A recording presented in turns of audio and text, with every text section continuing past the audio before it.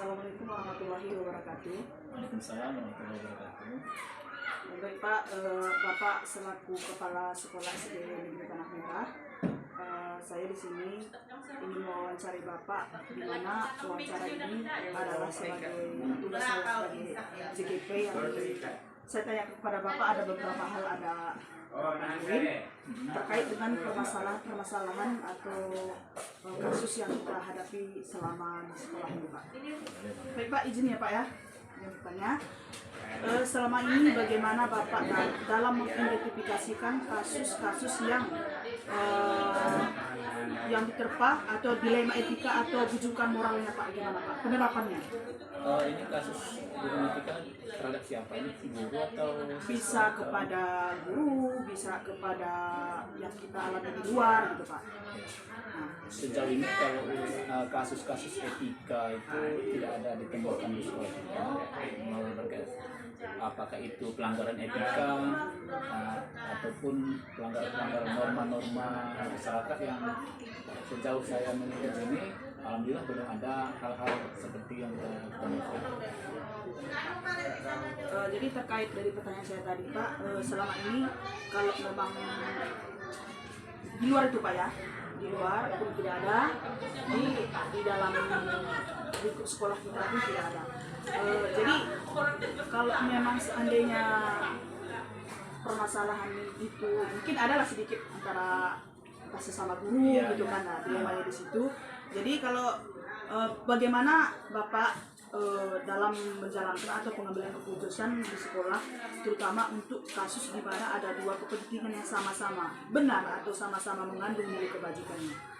Baik, jika seandainya terjadi kasus etika, nah pertama kita sudah punya yang namanya kode etik.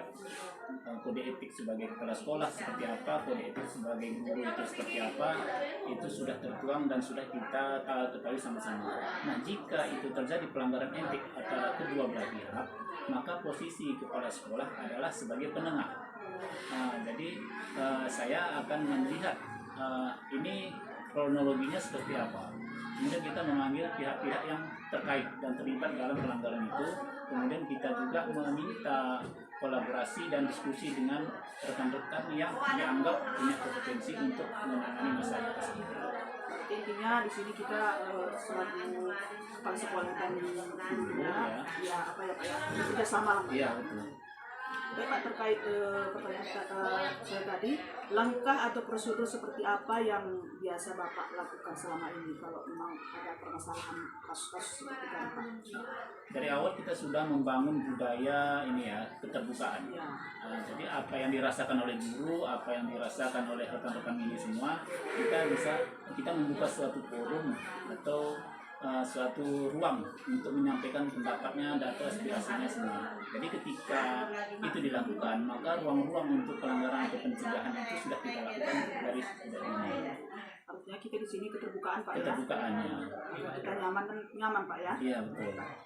Jadi hal-hal apa saja yang selama ini Bapak anggap efektif dalam pengambilan keputusan pada kasus-kasus dilema etika? Nah, hal-hal yang itu tadi kalau seandainya itu terjadi ya, apa tadi? Efektif yang Hal-hal yang efektif ya kita melibatkan semua. Kemudian kita yang pertama memegang kenyamanan kita. Kemudian yang kedua kita harus melihat peraturan atau aturan norma-norma yang ada. Kemudian yang ketiga kita melibatkan kita semua dan menjalin kerjasama di antara kita semua, sehingga kita ini bukan lagi bicara tentang saya tapi bicara tentang kita. Jadi hal-hal apa saja yang selama ini merupakan tantangan dalam pengambilan keputusan pada kasus-kasus dilema etika? Hal-hal yang kalau terjadi, hal-hal yang biasanya menjadi tantangan itu adalah adanya konflik kepentingan. Nah, misal ada guru yang bermasalah terhadap etika. Nah, dia kepala sekolah atau pimpinan itu kemungkinan sulit mengambil tindakan jika ada kepentingan-kepentingan yang menyangkut kepada orang tersebut. Misal itu adalah ada kaitan sama famili misalnya, atau kaitan sama tetangganya, atau kaitan-kaitan yang lain. Sehingga itu yang membuat sulit seorang pimpinan mungkin dalam mengambil keputusan. Iya, berarti itu tantangannya Pak. Ya, tantangan itu. Jadi apakah Bapak memiliki sebuah tata kala atau jadwal tertentu dalam sebuah penyelesaian kasus dilema etika, apakah Bapak langsung menyelesaikannya di tempat atau memiliki sebuah jadwal untuk menyelesaikan bentuk atau prosedurnya seperti apa kira-kira Pak? Jika nanti kita temukan pelanggaran etika, maka kita langsung selesaikan dengan cepat.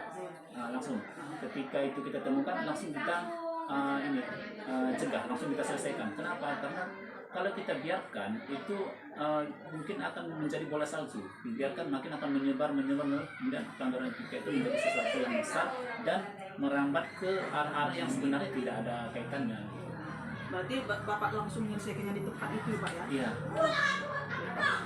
Jadi adakah seseorang atau faktor yang selama ini mempermudah atau membantu Bapak dalam mengambil keputusan dalam kasus dilema etika?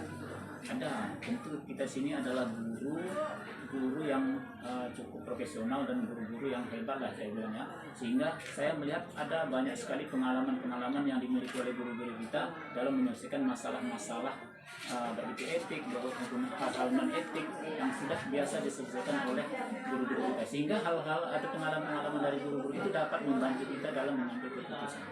Berarti yang mendukung sekolah kita ini rekan sejawat gitu. Iya betul. Ya, pertanyaan terakhir Pak, dari sebuah hal yang telah kita sampaikan, pembelajaran apa yang Bapak petik dari pengalaman atau pengambilan keputusan dalam dilema etika ini Pak? Pelajarannya mungkin kita harus menjaga kebersamaan sama-sama ya, menghormati kode etik itu sama-sama. Nah, jika kita itu, maka pelajaran yang kita dapat adalah kita saling menjaga, saling menghormati dan saling menghargai satu sama lain. Baik Pak, terima kasih atas waktu dan kesempatannya telah bersedia saya wawancarai. Di mana mungkin ada pertanyaan-pertanyaan saya yang kurang berkenan hati Bapak, saya mohon maaf. Saya akhiri. Assalamualaikum warahmatullahi wabarakatuh. Waalaikumsalam warahmatullahi wabarakatuh.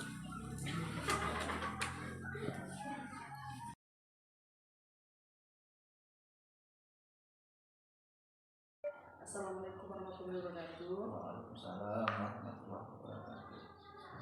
Baik Pak, di sini saya dari SD Tanah Merah. Saya JGP angkatan 9. Ingin mewawancarai Bapak. Di SD mana ini Pak? SD Gunung Magang. SD Gunung Magang. Bapak kepala sekolah namanya siapa Pak? Saya namanya Satri Koha. Baik Pak, izin Pak ya, saya ingin mewawancarai Bapak terkait permasalahan-permasalahan atau kasus-kasus yang Bapak alami di sekolah ini. Baik Pak, kita mulai Pak ya. Ya. Selama ini bagaimana Anda dapat mengidentifikasikan kasus-kasus yang menerapkan dilema etika atau rujukan moral Pak? Di sini selama ini ya saya mengidentifikasi itu, pertama saya selaku kepala sekolah itu tetap mengidentifikasi yang namanya harus ada yang namanya pendapat-pendapat dari teman sejawat yang akan nanti keputusan yang akan mempertimbangkan berbagai masukan. Nah, berupa informasi yang faktual. Nah, segala keputusan yang saya ambil mengacu berdasarkan aturan dari pemerintah dan aturan yang dibuat oleh sekolah tersebut. Kemudian dan tujuannya adalah untuk mencapai visi misi sekolah kami. Baik Pak. Kemudian selama ini bagaimana Anda menjalankan pengambilan keputusan di sekolah Anda, terutama untuk kasus-kasus di mana ada dua kepentingan sama ini Pak, sama-sama benar atau sama-sama mengandung nilai kebajikannya? Saya dalam membuat sebuah keputusan selalu tidak terlepas yang namanya teman sejawat atau rekan-rekan kerja, karena bagaimanapun apapun keputusan yang ada di sini semuanya harus ada yang namanya kebersamaan di antara kami, baik itu yang masalah baik dalam hal kategori nilai-nilai yang baik atau nilai-nilai yang buruk tetap akan dipecahkan bersama-sama. Nah, artinya kami tidak terlepas yang namanya daripada rekan sejawat. Nah, satu, yang kedua, dari anggota ataupun kawan-kawan yang ada di sini, Bapak dan Ibu Dewan Gurunya, saya akan menanyakan juga kepada kawan-kawan yang dimana guru yang lebih dituakan di sini, artinya guru-guru yang senior. Saya akan juga nanti mendapatkan pendapat dari beliau. Nah, setelah pada kondisi tertentu yang saya tidak bisa langsung masalah, meminta mendapat daripada namanya pengawas binaan sekolah kita, bagaimana solusi untuk mencari solusi yang terbaik. berarti artinya Bapak di sini melibatkan semua warga yang ada di sekolah sini. Iya, benar. Kemudian Pak, langkah prosedur seperti apa yang biasa Bapak lakukan selama ini? Biasanya saya mencari informasi, artinya mencari informasi dulu ya sebagai untuk berbagai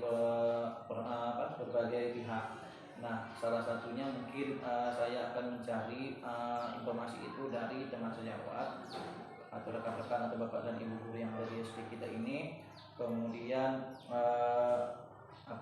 komite.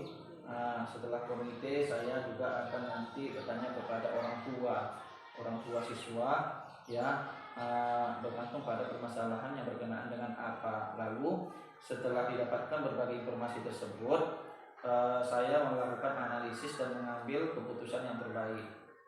Ya, baik Pak. Benar sekali Pak, saya juga sangat setuju dengan pendapat Bapak dalam hal ini. Oke Pak, terkait itu, hal-hal apa saja yang selama ini Bapak anggap efektif dalam pengambilan keputusan pada kasus-kasus di Lima Etika? Sebuah keputusan yang diambil itu biasa saya anggap semuanya efektif. Artinya bila masalah yang diselesaikan bisa berjalan dengan objektif, tidak memihak, dan dapat diselesaikan secara bijaksana tanpa menyakiti perasaan di salah satu pihak, maka itu saya anggap efektif semua, baik itu guru dengan teman sejawat ataupun guru dengan orang tua siswa dan guru dengan siswa itu sendiri. Jadi semuanya itu saya ambil atau saya anggap semuanya efektif bila berjalan dengan objektif. Baik Pak, jadi dalam hal apa saja yang selama ini merupakan tantangan dalam pengambilan keputusan pada kasus di Lima Etika? Tantangannya sebuah keputusan yang diambil oleh seseorang kepala sekolah itu sebenarnya tidak memuaskan kepada salah satu pihak. Ya, tentunya saya juga akan memberikan pengertian itu kepada sebagian pihak lainnya yang bermasalah atau sebuah keputusan bersama yang diambil. Nah, misalnya dalam musyawarah guru itu kita contohkan misalnya salah satu misalnya menjadi pembina upacara. Nah, terkadang ketika pembina upacara itu banyak guru-guru itu yang saling tujuh menunjuk. Bapak saja, ibu saja, saya besok. Nah, disitulah saya akan menentukan sebuah keputusan bahwasannya saya panggil setelah selesai upacara saya akan panggil. Jadi kedepannya bapak dan ibu ketika memang tidak bisa ya diselesaikan dulu sebelum kita upacara. Artinya jangan saling tunjuk menunjuk di saat upacara, jadi kita malu kepada siswa kita. Nah, jadi saya panggil. Nah, setelah saya memberikan masukan itu saya akan arahkan kepada guru-guru saya guna dan tujuannya untuk mencapai tujuan itu.